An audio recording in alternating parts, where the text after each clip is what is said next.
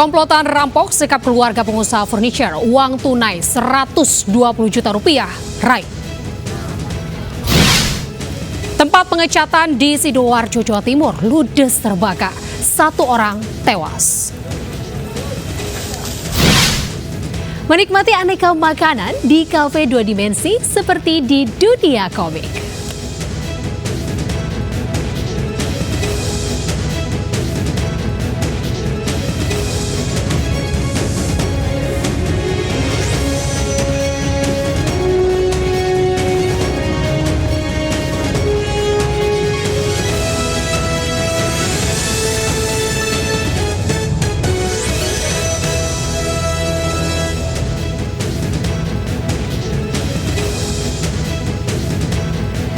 Assalamualaikum warahmatullahi wabarakatuh. Selamat pagi pemirsa. Selain 3 berita utama tadi, kami juga hadir dengan beragam informasi menarik lainnya untuk Anda.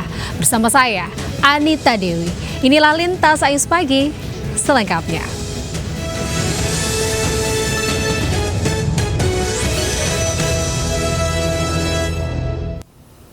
Pemirsa, toko sekaligus rumah tempat tinggal milik pengusaha furniture di Kecamatan Pontang, Kabupaten Serang, Banten, disatroni 6 kawanan perampok. Akibatnya korban mengalami kerugian hingga 120 juta rupiah.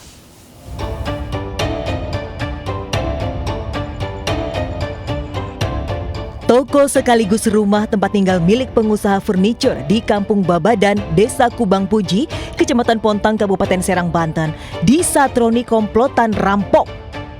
Korban mengaku komplotan rampok berhasil masuk dengan membobol tembok di belakang rumah menggunakan linggis. Keenam pelaku kemudian masuk dan langsung mengikat serta menyekap 8 penghuni rumah, termasuk karyawan toko. Kondisi hujan deras diduga dimanfaatkan pelaku agar aksinya tidak terdengar.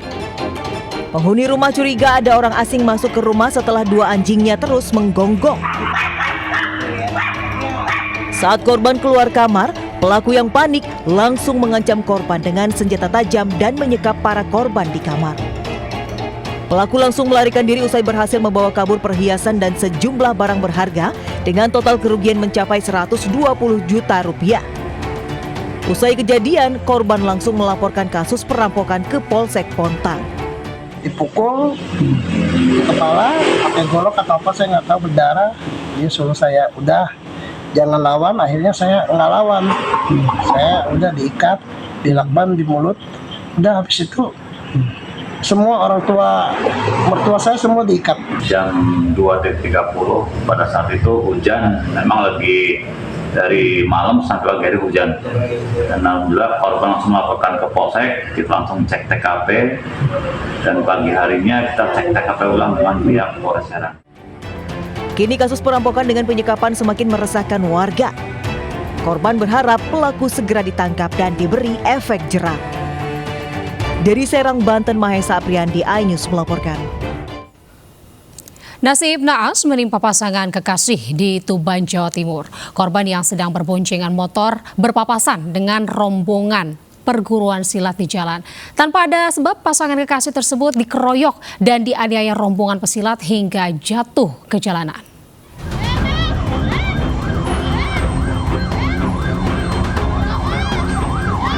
Dalam video amatir yang dibuat warga, puluhan rombongan perguruan silat yang melakukan konvoi usai menghadiri pengajian tiba-tiba mengeroyok pasangan kekasih ini.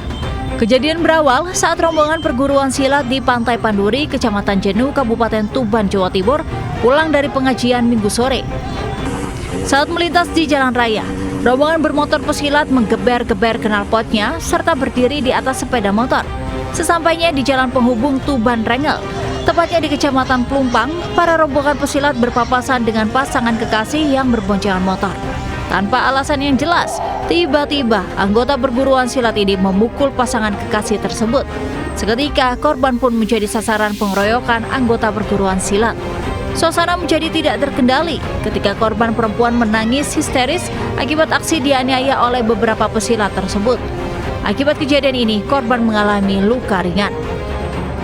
Dia berpapasan dengan teman-teman itu, ada adik-adik dari penggembira itu, kemudian dikira menghalangi mereka yang mau jalan, dari teman-teman mau jalan. Kemudian dia sudah minggir, kemudian ngambil cari tempat yang bagus, cari tempat yang aman, masih dikerok sama teman-temannya itu. Korban pun sudah melaporkan kejadian ini ke kepolisian setempat. Kejadian ini akan diusut sampai tuntas guna menangkap para pelaku. Dari Tuban, Jawa Timur, Pipit Wibawanto, Ayus melaporkan. Pemirsa, pembunuhan terhadap mahasiswi di Sukmajaya, Depok, Jawa Barat terungkap. Ternyata korban diperkosa sebelum dibunuh. Pelaku juga menggasak dompet dan ponsel korban.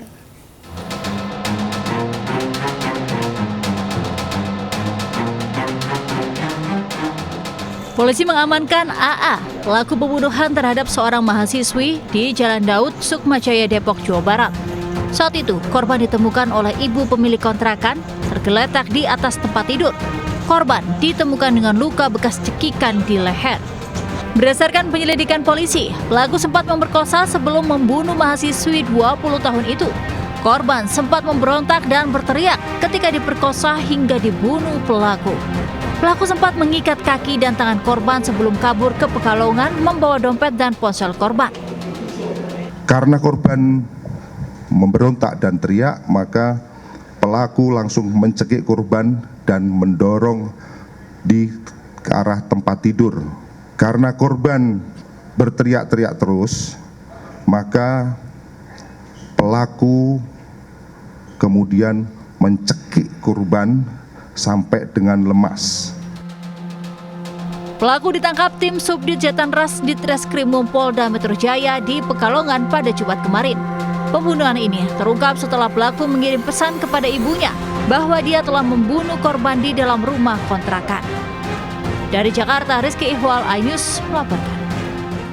Pemirsa, polisi menangkap 3 dari 4 pelaku pembunuh janda 2 anak yang ditemukan di aliran irigasi di Lampung Timur, Lampung. Sementara 1 pelaku lainnya masih diburu polisi.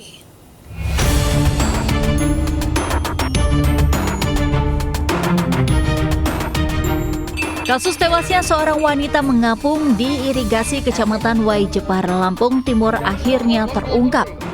Polisi meringkus 3 dari 4 pria pelaku pembunuhan tersebut di 2 lokasi berbeda. Pelaku PK merupakan kekasih korban, ditangkap di wilayah Lampung Timur, sedangkan SR dan PT di Cibitung, Bekasi, Jawa Barat. 1 pelaku, AS, masih dalam buruan polisi. Hasil pemeriksaan, motif pembunuhan korban dipicu persoalan sepele. Para pelaku kesal dengan korban karena berteriak-teriak setelah mabuk miras bersama para pelaku di sekitar irigasi. Saat pelaku menenangkan korban, namun korban tercebur ke saluran irigasi hingga tak dapat diselamatkan. Namun yang sudah tertangkap 3 orang, yang 1 masih melarikan diri, DPO. Tidak melarikan diri, namun tertangkap di Cibitung, Bekasi. Sebelumnya, warga digegerkan dengan penemuan jasad wanita DSR yang mengapung di aliran irigasi di Desa Labuan Ratu 1, Kecamatan Wai Jepara, Lampung Timur. Setelah diselidiki, polisi menetapkan 4 orang sebagai tersangka. Akibat perbuatannya, para pelaku dijerat pasal 338 KUHP dengan ancaman hukuman maksimal 15 tahun penjara. Dari Lampung Timur, Lampung, Tinus Ristanto, iNews melaporkan. Pemirsa, 2 truk dan 2 motor terlibat kecelakaan beruntun di jalur Poros Pantura, Lamongan, Jawa Timur. Akibatnya 1 truk terguling dan seorang pengendara motor terluka. Ini kita pok kemudian kita pok ke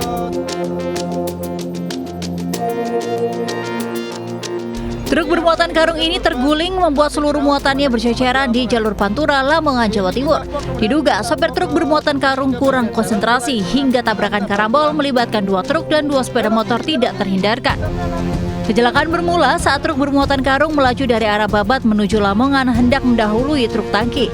Tepat di Desa Kebalandano, Kecamatan Babat bagian belakang, truk karung menabrak truk tangki yang sedang berhenti di bahu jalan. Sempat banting kemudi untuk menghindari truk tangki, namun kerasnya benturan menyebabkan truk bermuatan karung terguling. Naas dari arah belakang truk, 2 pengendara motor tidak sempat menghindar dan turut tertabrak truk terguling. Seorang pemotor mengalami luka parah dan seorang lainnya mengalami luka ringan. Kedua korban kemudian dilarikan ke rumah sakit terdekat, sementara sopir truk tidak mengalami luka serius. Terus saya kan mau nyalip kiri, lah kan masih nggak bisa ngatasi, terus saya goyang kanan. Ya sempat ngerem, soalnya kan saya ada kagetnya juga. Ini kan masih juga. Tapi kan kenapa ini dong? Nabrak ini. Kemudian ada kendaraan dari belakang, dari lajur kanan ke lajur ke kiri, menyerempet truk yang parkir tersebut. Akhirnya membanting ke kanan, mengenai kendaraan yang melaju dari depannya tadi. Kemudian terguling dan mengenai sepeda motor. Kecelakaan sempat menyebabkan jalur poros Pantura mengalami kemacetan panjang. Laka lantas ini kemudian ditangani Polres Lamongan. Dari Lamongan, Abdul Wahid Ainus melaporkan. Pemirsa, diduga akibat korsleting listrik, satu bedeng pekerja proyek pembangunan parkir pusat perbelanjaan di Jakarta Barat ludes terbakar. Akibatnya 8 unit motor pekerja proyek bangunan turut hangus terbakar. Allahu Akbar, bedeng proyek habis, kebakaran bedeng proyek habis. Kobaran api dengan cepat membakar satu bedeng pekerja proyek pembangunan parkir pusat perbelanjaan di Jalan Puri Indah Kembangan, Jakarta Barat. Banyaknya material yang mudah terbakar membuat api dengan cepat menghanguskan seluruh bagian bangunan berlantai 2. Selain menghanguskan bangunan, api turut membakar 8 sepeda motor milik para pekerja proyek. Diduga api berasal dari korsleting listrik dari lantai 2 bangunan. Apa yang terbakar? Bukan bedeng proyek. Kan ada motor yang terbakar. Berapa motor yang terbakar? Sudah penyelidikan, dan kita ambil pun data. Ada korban jiwa deh? Tidak ada, informasi tidak ada. Ya, motor-motor aja. Kobaran api baru berhasil dipadamkan 30 menit kemudian setelah 11 unit mobil pemadam Jakarta Barat diterjunkan ke lokasi. Beruntung tidak ada korban jiwa dalam peristiwa kebakaran ini. Dari Jakarta, Miftahul Ghani, iNews melaporkan. Sebuah tempat pengecatan yang merangkap mes karyawan di Sidoarjo, Jawa Timur ludes terbakar. Akibatnya satu orang tewas dengan kondisi mengenaskan.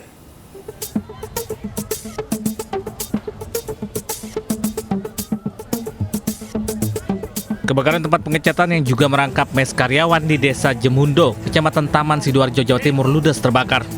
Kebakaran pertama kali diketahui oleh karyawan yang tengah bekerja.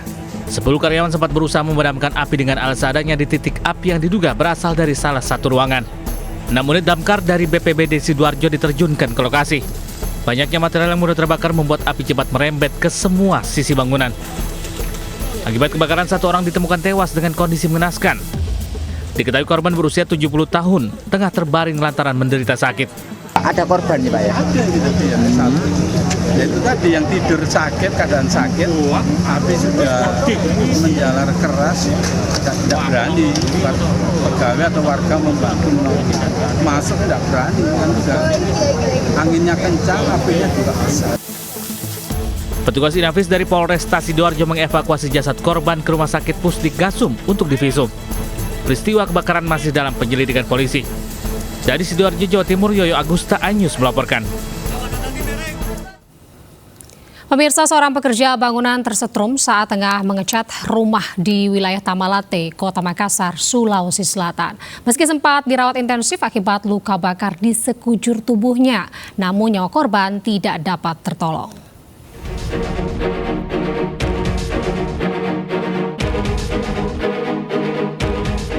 Sejumlah warga berusaha menolong seorang pekerja yang tersangkut usai tersetrum dan terjatuh di pagar besi saat mengecat rumah warga di Kompleks BTN Tabaria, Kecamatan Tamalate, Kota Makassar, Sulawesi Selatan. Usai dievakuasi, korban langsung dilarikan ke Rumah Sakit Haji Makassar. Korban sempat dirawat di UGD di rumah sakit akibat menderita luka bakar hampir 100% dan pendarahan serius pada bagian punggung, namun nyawa korban tak dapat diselamatkan. Diketahui sebelumnya pemilik rumah telah mengingatkan korban untuk berhati-hati karena banyak kabel listrik tegangan tinggi di lokasi.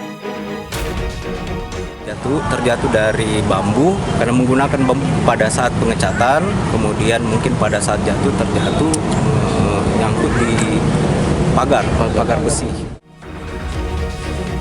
Selanjutnya jenazah korban langsung diserahkan ke pihak keluarga untuk selanjutnya dikebumikan di tempat pemakaman umum setempat. Sementara polisi masih menyelidiki penyebab pasti korban terjatuh termasuk memeriksa sejumlah saksi. Dari Makassar, Sulawesi Selatan, Julius Win, iNews melaporkan. Ke informasi selanjutnya pemirsa, diduga mengalami remblong sebuah truk kontainer bermuatan minyak goreng kemasan terbalik di Kota Medan, Sumatera Utara. Warga sekitar beramai-ramai mengais minyak goreng tumpah yang keluar dari sela kontainer yang terguling.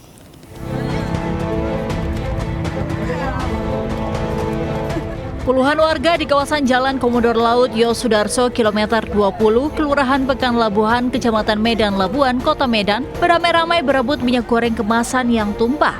Warga membawa wadah mulai dari ember hingga botol plastik mengais minyak goreng tumpah dari truk kontainer yang terbalik di pinggir jalan. Warga dan anak-anak mengumpulkan minyak goreng dengan menggunakan gelas plastik. Warga sekitar mengatakan awalnya truk kontainer datang dari arah Medan menuju Pelabuhan Belawan. Tiba-tiba terdengar suara ledakan yang diduga berasal dari mesin kompreso yang menyebabkan truk mengalami remblong, membuat sopir banting setir ke kiri, melewati jalan yang tidak rata hingga terguling dan nyaris menimpa rumah warga. Awak pun kurang apa, cuman itu tadi tahu meledak di apa. Di habis tekongan itu meledak tangki, tangki kompresor. Dan itu dibantingnya ke kiri. Dan itu di kiri itu kan ada gundukan apa, ruang kontrol PLN. Itu dihantamnya oleh. Ada korban jiwa, Pak? Sopirnya sendiri? Sopirnya udah pergi ya? Tapi nggak lari tadi. Ada ya? Polisi baru. Beruntung dalam peristiwa ini, sopir truk dan kernet selamat dan berhasil dievakuasi warga. Sementara itu, peristiwa kecelakaan tunggal ini telah ditangani Satlantas Polres Pelabuhan Belawan. Dari Medan, Sumatera Utara, Yuda Bahar, iNews melaporkan. Pemirsa, Ketua TKD Jawa Barat Ridwan Kamil dilaporkan ke Bawaslu oleh Democracy and Electoral Empowerment Partnership DIP Indonesia atas dugaan praktik politik uang atau money politik. Dalam pelaporan tersebut ini juga DIP Indonesia menyebut Ridwan Kamil telah melakukan politik uang saat menghadiri acara Jambore Badan Permusyawaratan Desa atau BPD di Kabupaten Tasikmalaya, Jawa Barat.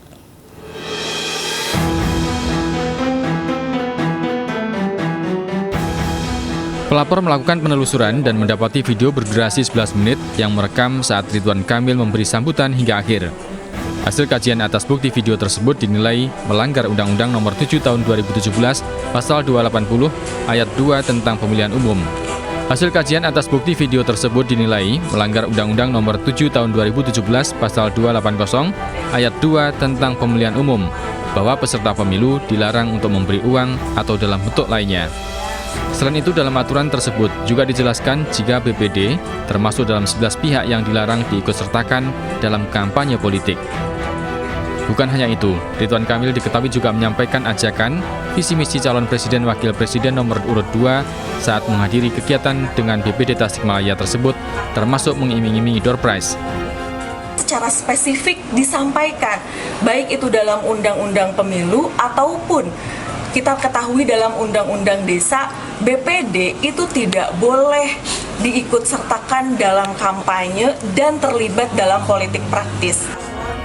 Pihak Bawaslu Jawa Barat akan mengkaji laporan ini sesuai peraturan yang berlaku. Kalau kemudian kita identifikasi laporan ini memenuhi syarat formil, tentu kami dalam rapat pleno pimpinan akan segera meregister sebagai laporan dugaan pelanggaran. Sebelumnya, Ketua TKD Jabar, Ridwan Kamil, juga dilaporkan oleh TPD Ganjar Mahfud Jawa Barat ke Bawaslu Jabar atas dugaan kampanye terselubung. Dari Bandung, Jawa Barat, Irfan David, iNews melaporkan. Pemirsa, meringankan beban masyarakat dalam memenuhi kebutuhan pokok terus dilakukan Partai Perindo. Melalui para calegnya, bazar minyak goreng murah digelar di Jakarta Utara dan Jakarta Timur.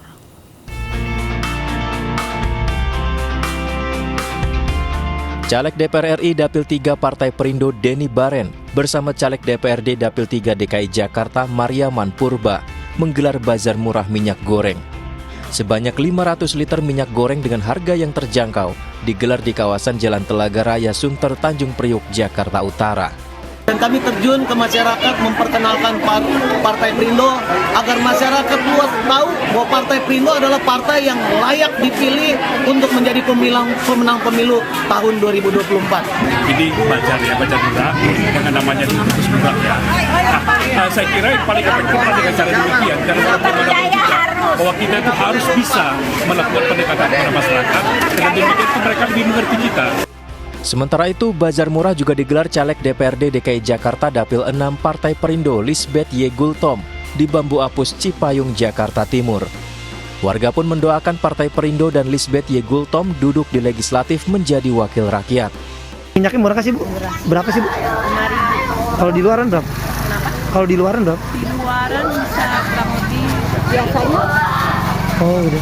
5.000 ya Bu? Semoga sukses. Semoga saya optimis. Saya mohon doa dan dukungan dari masyarakat yang memberikan terus-menerus dan memberikan juga kepercayaan kepada mereka bahwa kami siap, saya siap, Lisbeth Yohana Gultom dengan nomor urut 3. Lisbeth Y. Gultom juga mengajak para warga untuk datang ke TPS menggunakan hak pilihnya dan memilih Partai Perindo dan Capres-Cawapres nomor urut 3 Ganjar Pranowo Mahfud MD pada pemilu 2024. Tim Liputan iNews melaporkan. Pemegang KTA berasuransi Partai Perindo kembali menerima klaim asuransi setelah mengalami musibah. Penerimanya adalah warga kota dan Kabupaten Kediri, Jawa Timur yang diantarkan langsung oleh caleg Partai Perindo.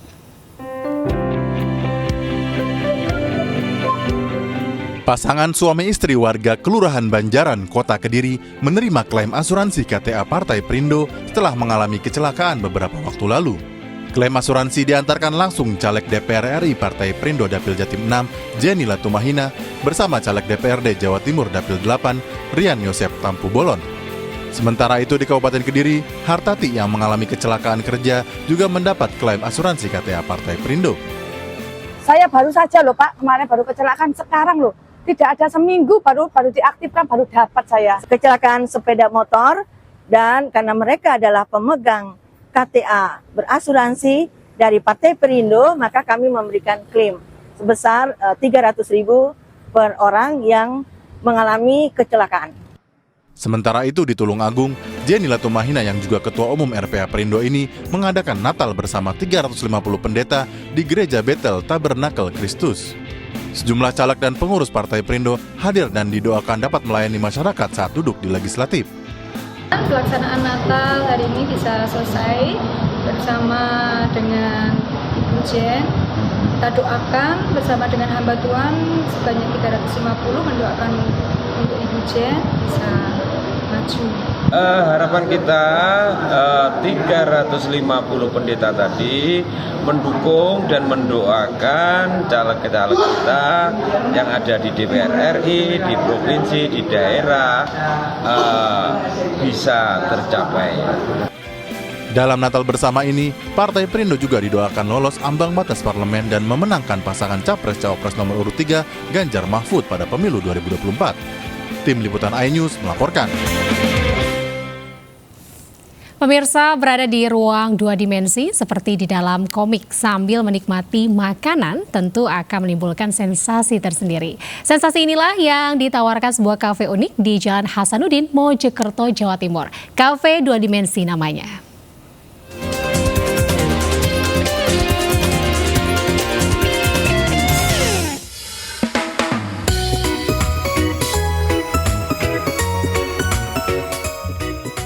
Suasana berbeda saat memasuki sebuah kafe di Jalan Hasanuddin, Kecamatan Mojosari, Kabupaten Mojokerto, Jawa Tengah. Interior yang diatur secara khusus membuat seolah-olah kita memasuki dunia 2 dimensi seperti di dalam komik. Pengunjung akan serasa berada di dalam kertas dan alam kartun. Hampir seluruh ruangan, baik di dalam maupun di luar, didesain dimensi art dan seni. Tak hanya itu, bagian pinggiran meja dan kursi bercat putih dilukis dengan garis hitam hingga memunculkan kesan seperti di dunia kartun. Bahkan di ruangan seperti toilet pun nuansa 2 dimensi tetap terlihat. Saat menikmati menu makanan di kafe ini, pengunjung seolah-olah menjadi tokoh dalam suatu adegan di komik. Sensasi ini membuat kafe ini tak pernah sepi pengunjung. Apalagi berbagai menu kekinian disediakan di kafe 2 dimensi ini. seperti mie nyemek, aneka bakaran, ayam geprek, dan berbagai minuman. Di sini itu karena banyak gambar-gambarnya yang menarik, bisa kita buat foto-foto. Ya. Kalau kakaknya juga selama ini belum pernah kesini? Oh belum pernah. Ini baru tahu hari ini. Konsepnya sebenarnya 2 dimensi. Kita bikin konsep yang unik yang belum ada di Jawa Timur, terutama kayaknya Jawa Timur belum ada. Jadi kita bikin yang beda, kita bikin konsep semua total yang hitam putih, semuanya serba hitam putih. Keunikan kafe 2 dimensi ini menjadikannya objek swafoto yang menarik. Desain gambar dan perabotan di kafe sudah dilakukan dengan perhitungan perspektif yang tepat hingga seolah-olah pengunjung berfoto di dalam kertas. Sungguh sensasi yang sulit dicari di tempat lain. Dari Mojokerto, Jawa Timur, Solahuddin, iNews melaporkan.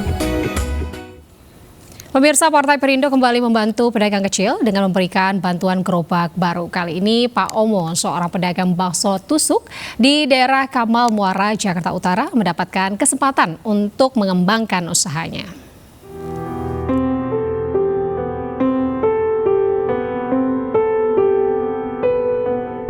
Beginilah keseharian Omo, seorang pedagang bakso tusuk di daerah Kamal Muara, Jakarta Utara. Dibantu sang istri, ayah 2 orang anak ini menyiapkan keperluan dagangannya setiap hari. Sudah 20 tahun lamanya ia berkeliling kampung menjajakan dagangannya. Banyak suka duka telah dilewati Bapak 39 tahun ini dalam menjalankan usaha. Pernah tabrak motor, itu apa tuh, bannya meleot. Bannya tuh, peleknya tuh meleot. Motornya kabur. Saya jatuh, motornya kabur dianya. Akhirnya diganti sendiri. Kadang-kadang kalau resek libur, diberesin dulu sepedanya, begitu. Panas terik mentari tak pernah mematahkan semangat Omo dalam mencari rezeki. Rata-rata ia memperoleh pendapatan 200 hingga 300 ribu rupiah setiap harinya. Baginya mencukupi kebutuhan keluarga adalah yang terutama.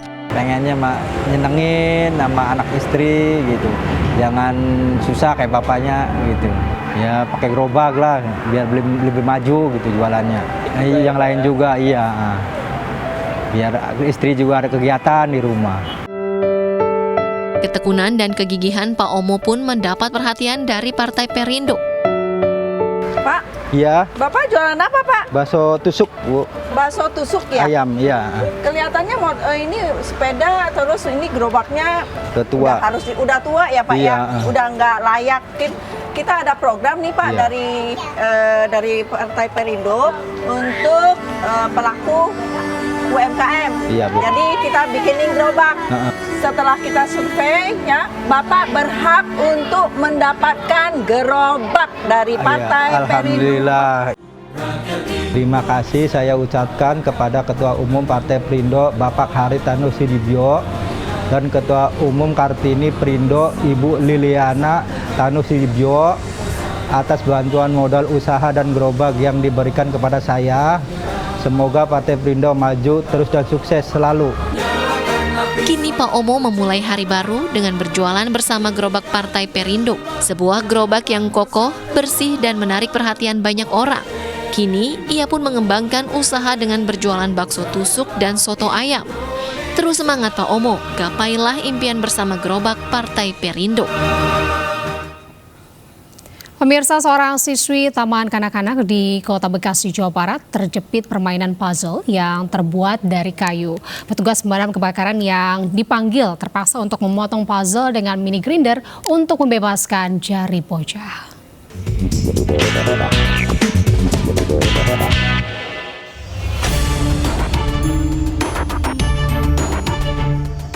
Armira Mikalia, 6 tahun, siswi sekolah Taman Kanak-kanak Al-Khalifatul Ula, Jati Asih, Kota Bekasi, Jawa Barat, hanya bisa menangis saat petugas rescue damkar Kota Bekasi berusaha melepaskan tangannya dari puzzle yang menjepitnya.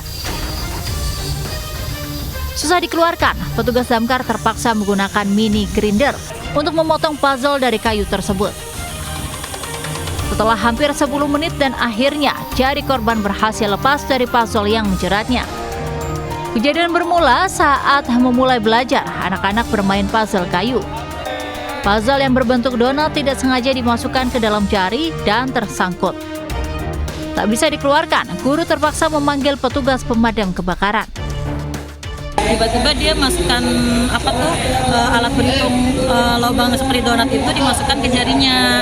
Mungkin dia pikir itu bisa bisa ketarik lagi, ternyata mampet gitu. Akhirnya ya udah nggak bisa keluar lagi gitu. Makanya kita datang ke sini minta tolong damkar. Ternyata benar ada seorang anak perempuan yang memang di jarinya ada puzzle yang tersangkut di jarinya.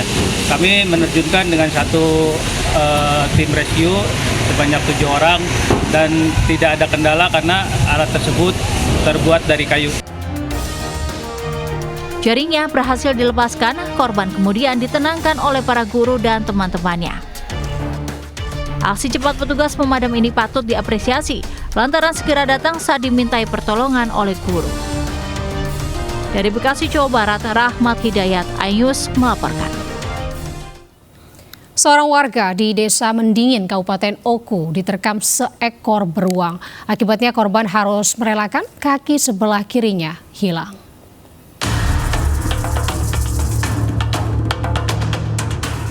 Joni, seorang petani di Desa Mendingin, Kecamatan Ulu Ogan, Kabupaten Oku, harus menjalani perawatan di Rumah Sakit Batu Raja usai insiden yang membuatnya kehilangan kaki sebelah kiri. Joni diterkam seekor beruang saat berada di kebun miliknya. Menurut pihak keluarga, korban tidak menyadari kehadiran beruang dan langsung menggigit kaki korban hingga putus. Korban berusaha membela diri dengan menggunakan senjata tajam dan berhasil menghujam beruang sebanyak 3 kali hingga membuat beruang melarikan diri. Diduga kemunculan beruang ke kebun warga akibat sedang panen atau musim buah-buahan.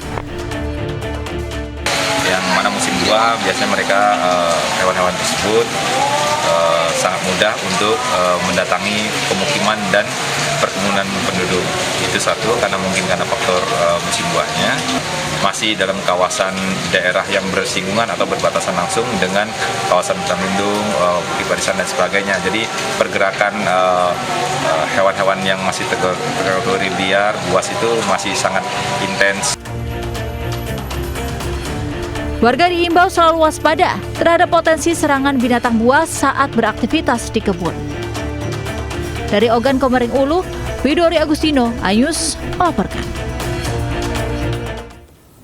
Pemirsa, penghargaan tahunan Top Elite Sales Agent kembali digelar PT MNC Finance di gedung MNC Tower Kebon Sirih, Jakarta. Penghargaan ini sebagai bentuk apresiasi kepada rekanan yang memberikan dampak positif kepada PT MNC Finance sebagai perusahaan pembiayaan, serta bentuk perayaan atas prestasi yang telah diraih pada periode tahun 2023.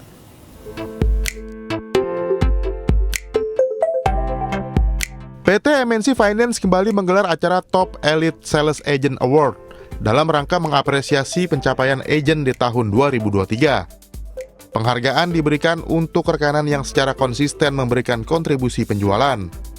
3 perusahaan terpilih sebagai Top Elite Sales Agent tahun 2023, yakni PT Mouladin Digital Indonesia, PT Sobat 1 Palem, dan PT Sahat Budi Sejahtera.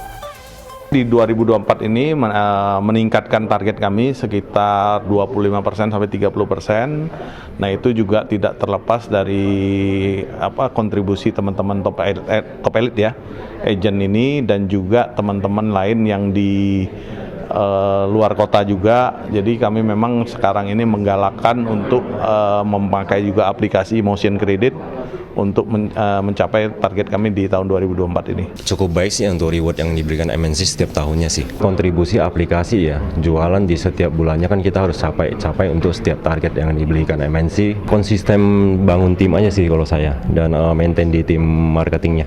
Outputnya ya pasti jualan sales meningkat. Di tahun 2024, MNC Finance akan meningkatkan target penjualan sekitar 25 hingga 30%, terlepas dari kontribusi top elite agent dan agent luar kota, serta memberikan pelayanan terbaik bagi para nasabah. Dari Jakarta, Widya Bayu Jati, Muhammad Firmansyah, iNews melaporkan. Sebuah baliho caleg roboh menimpa pengendara motor yang melintas di Cakung, Jakarta Timur. Usai jeda tetaplah di Lintas iNews Pagi.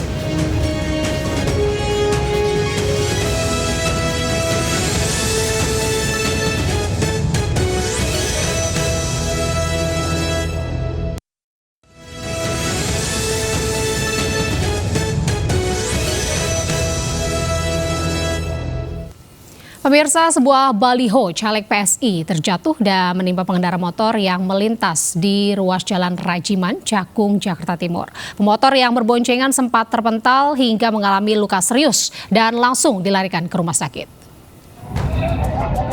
Baliho makan korban baliho. Baliho berukuran hampir 3 meter ini roboh menimpa pengendara motor yang melintas. Korban merupakan 2 wanita yang berboncengan sepeda motor dari arah Cakung menuju Durensawit, Jakarta Timur. Keduanya mengalami luka di bagian tangan dan sempat terpental dari sepeda motor. Korban pun langsung ditolong warga dan dilarikan ke rumah sakit. Sementara baliho tersebut dipinggirkan oleh warga agar tidak menghalangi jalan. Baliho tersebut diduga ambruk karena tertiup angin. Terlewat, terus sekitar angin datang tuh, rubuh ke depan. Nah, mengenain sepeda motor satu orang. Yang boncengan ada berdua dia. Banyak dah warga di sini. Ya. Bantuin sekitar 2 jam. Hingga kini, panitia pengawas pemilu Kecamatan Cakung belum bertindak atas robohnya baliho tersebut. Keberadaan baliho parpol dan caleg bertebaran selama musim kampanye. Jika tidak ditertibkan, keberadaan baliho akan membahayakan pengguna jalan. Dari Jakarta, Rio Manik, iNews melaporkan. Pemirsa, turnamen bergengsi Indonesia International Open 2024 telah resmi dimulai pada 21 hingga 25 Januari 2024 mendatang di Park Hyatt Jakarta. Turnamen internasional yang pertama kali dihelat di Indonesia oleh PB Popsi ini diikuti lebih dari 20 negara termasuk Indonesia yang menjadi tuan rumah.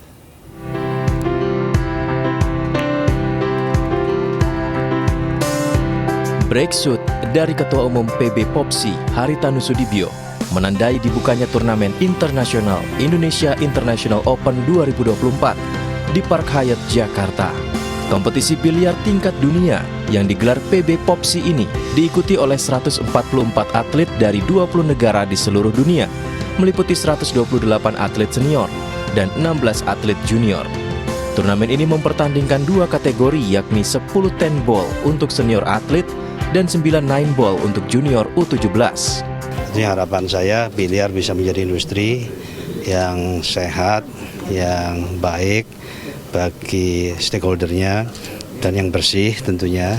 Saya selalu mencoba untuk membuat image biliar itu adalah olahraga, bukan tempat untuk dugem. Melalui kejuaraan yang digagas oleh Pak Haritanu Sudibyo ini tentunya bisa menjadi gerbang awal untuk bisa meningkatlah di kejuaraan Asian Games sampai ke Olimpiade. Pada babak kualifikasi tanggal 16 hingga 19 Januari 2024, sebanyak 16 atlet dari berbagai negara dinyatakan lolos dan berhak mengikuti babak utama. Initially, I think Indonesia is getting exposed. I must admit on my own, I didn't know it was so popular in Indonesia. So hosting this event, introducing the world to Indonesia and Indonesia to the world is our main goal. And I think also for Asia, it's putting Asia on the map to show the world how popular pool is in Asia.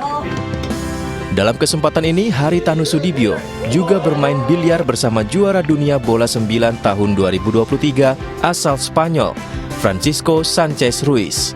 Dari Jakarta, Tim Liputan iNews melaporkan. Hari kedua masa kampanye akbar calon presiden nomor urut 3 Ganjar Pranowo menemui ribuan massa pendukungnya di lapangan Kalianda Expo, Lampung Selatan, Senin siang. Di depan massa pendukung, calon presiden dari Partai Perindo ini menyampaikan sejumlah program kerja Ganjar Mahfud seperti perbaikan di sektor pertanian, program internet gratis, dan juga program kesehatan pada ibu hamil.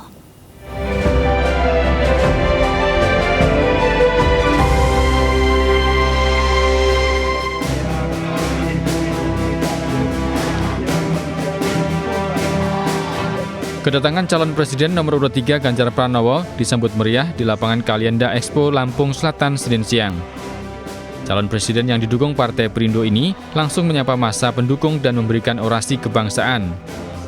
Dalam orasinya, Ganjar Pranowo menyampaikan program kerja seperti program internet gratis serta program perbaikan sektor pertanian melalui kestabilan dan ketersediaan pupuk. Saya mau ke Lampung, bisa nggak itu? TPN cepat banget bergerak, tapi waktunya cuma sehari. Jadi dalam waktu sehari antusiasme masyarakat Lampung seperti ini luar biasa. TPD-nya berarti siap, partai pengusung berarti siap, warga berarti siap. Saya menyampaikan terima kasih untuk warga Lampung yang sudah menyambut cukup antusias dan sebagian besar adalah ibu-ibu. Dalam kampanye akbar ini, Ganjar Pranowo juga mengajak massa pendukungnya untuk menggunakan suaranya pada 14 Februari dengan mencoblos pasangan Capres-Cawapres nomor urut 3. Dari Lampung Selatan, Stephen Patinama, Novan Twi, iNews melaporkan. Mengisi safari politik di Lampung Selatan, calon presiden nomor urut 3 Ganjar Pranowo juga menghadiri istighosah dan juga doa bersama di Pondok Pesantren Rodotus Solihin, Kecamatan Palas, Lampung Selatan. Para kiai ulama dan juga santri serta ribuan pendukung mendoakan Ganjar Mahfud menang satu putaran dalam Pilpres 2024 kali ini.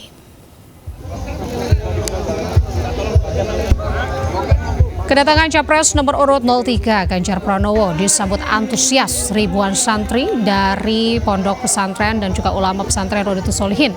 Pengasuh Pondok Pesantren Rodotus Solihin, Kiai Haji Soleh Bajuri mengatakan melalui istighosah dan juga doa bersama ini diharapkan pemilu dapat berjalan dengan aman dan damai. Mereka juga mendoakan Ganjar Pranowo bersama Mahfud MD dapat terpilih sebagai presiden dan wakil presiden pada pemilu 2024 mendatang. Para ulama juga menitipkan kepada Ganjar Pranowo agar undang-undang pesantren segera disahkan agar menjadikan sistem pendidikan nasional di Indonesia jauh lebih baik.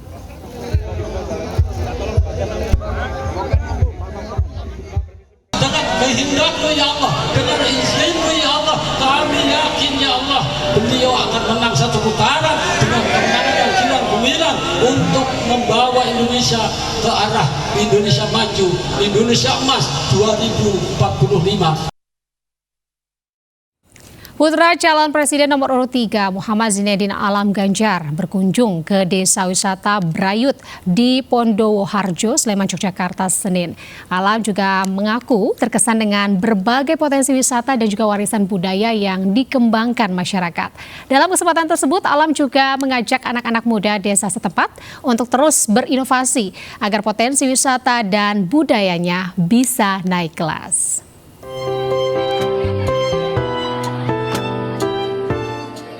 Kehadiran Muhammad Zinedin Alam Ganjar atau akrab disapa Alam Ganjar di Desa Wisata Brayut, Pondowoharjo, Sleman, Yogyakarta disambut hangat puluhan anak-anak muda milenial. Alam kemudian melakukan pertemuan sarasehan dan tanya jawab dengan generasi muda tentang potensi budaya wisata, kerajinan UMKM, pertanian dan peternakan, hingga soal demokrasi di Indonesia. Alam mengaku terkesan dengan berbagai potensi wisata dan warisan budaya yang dikembangkan masyarakat. Ia pun mengajak anak-anak muda desa setempat untuk terus berinovasi agar potensi wisata dan budayanya bisa naik kelas. Jadi rumah ini tuh dibangun di akhir abad 19 dan masih utuh sampai sekarang dan mayoritas itu masih sesuai dengan originalnya. Dan itu menjadi salah satu kebudayaan, salah satu warisan yang ingin ditonjolkan. Dan tadi juga saya sampaikan ke teman-teman khususnya anak muda, bagaimana kita bisa meningkatkan value dari story ini agar itu bisa menjadi nilai utama dari wisatanya. Karena perspektif-perspektif itu harus diadaptasikan dengan kekinian. Alam berharap Desa Wisata Brayut terus berkembang dengan segala nilai sejarah dan potensi budaya yang ada dan bisa mengikuti perkembangan zaman, termasuk meningkatkan perekonomian wisata di pedesaan. Dari Sleman, Yogyakarta, Heru Trijoko, iNews melaporkan. Cawapres nomor urut 1 Muhaimin Iskandar atau Caimin menghadiri konsolidasi pimpinan Majelis Taklim se-Kota Depok, Jawa Barat. Saat kehadirannya, rombongan Cawapres nomor urut 1 tersebut sempat diiringi oleh sejumlah truk sampah lantaran lokasi konsolidasi yang ia hadiri berdekatan dengan TPA Cipayung, Kota Depok.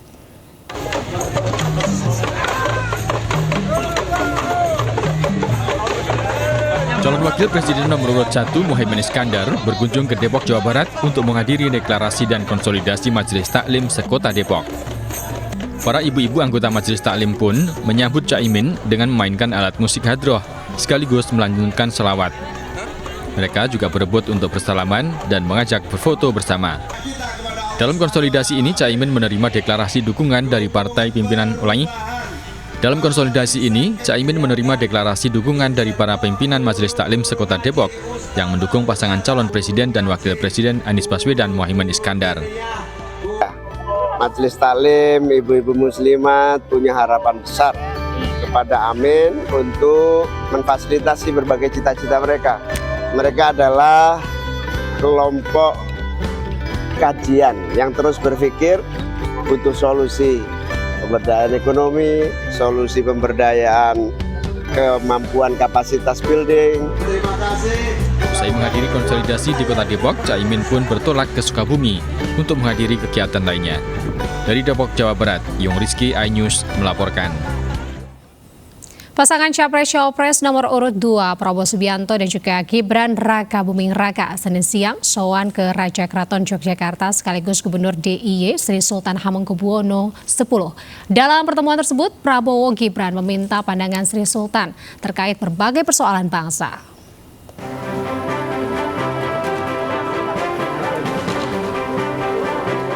Pasangan Capres-Cawapres nomor urut 2, Prabowo Subianto dan Gibran Raka Buming Raka tiba di kantor Kepatihan Yogyakarta Senin siang. Keduanya disambut Raja Keraton Yogyakarta sekaligus Gubernur DIY Sri Sultan Hamengkubuwono X dan selanjutnya melakukan pertemuan tertutup. Usai pertemuan yang berlangsung sekitar 1 jam, Prabowo Subianto menyatakan pertemuannya dengan Sri Sultan Hamengkubuwono X sebatas bersilaturahmi dan sowan izin masuk ke wilayah DIY, serta meminta masukan dan pandangan berkaitan dengan persoalan bangsa. Tadi sowan juga melaporkan yang minta izin masuk ke daerah lah, dapat juga tadi pandangan beliau tentang beberapa masalah, terutama juga masalah masa depan, masalah teknologi dan sebagainya. Beliau fasilitasi beberapa kami terima juga pandangan beliau tentang beberapa hal. Sri Sultan Hamengkubuwono X pun menyebut tidak ada bahasan khusus, melainkan hanya sebatas pembahasan secara umum bertukar pikiran. Kami mau ngobrol macam-macam, karena memang dalam rangka